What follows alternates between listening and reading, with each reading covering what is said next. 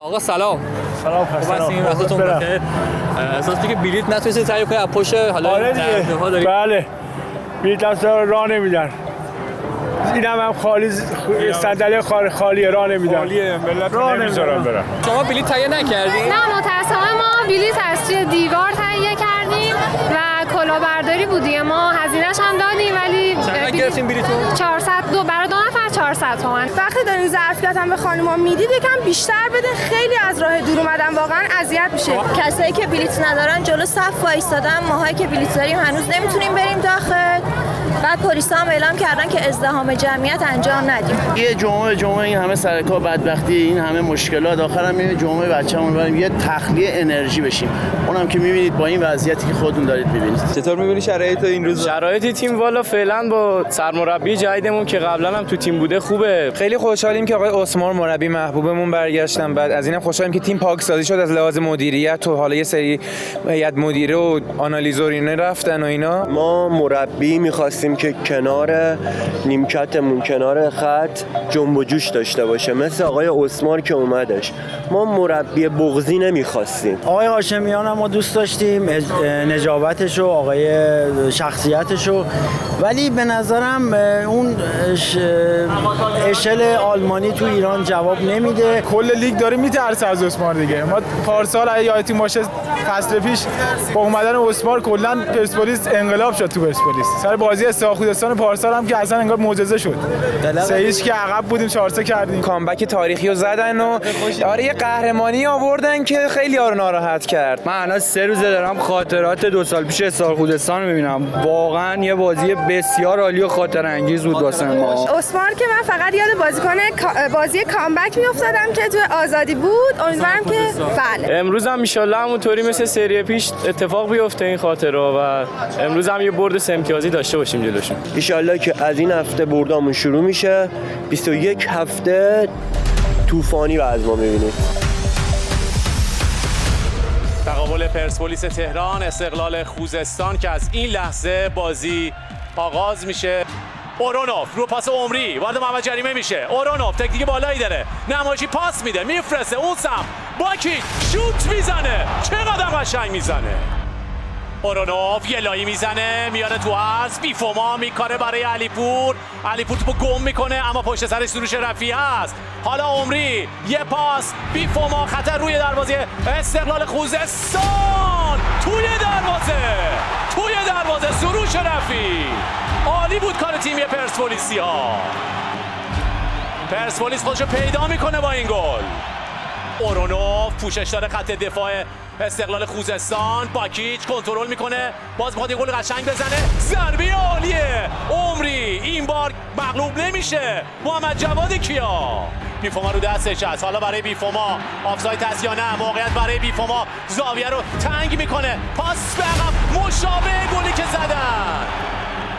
تعلل احمدی یه فضای عالی اون سمت، چه پاسی داد سلک. دیگه از این موقعیت بهتر نمیتونه ایجاد شه برای اورونوف. نه امشب شب گلزنی اورونوف نیست. استقلال خوزستان، اورونوف در تکاپو که بالاخره یه گل بزنه. حالا سر میخوره برای بیفوما، تک به تک میکنه. چقدر مکس و تعلل دارن بازیکنای پرسپولیس. دیگه چیکار میخواد بکنه اونجا اورونوف؟ وقتی هم که تو از همه میگذره رو خط دفاع برمیگردونه. پرچم بالا رفت برای سروش رفیعی. دوباره برمیگرده خود سروش رفیعی، پنالتی میگیره. چقدر قشنگ این کارو انجام داد. فکر میکنم حالا بهش صحنه رو مورد بازبینی هم قرار داد. برتری با کدام خواهد بود؟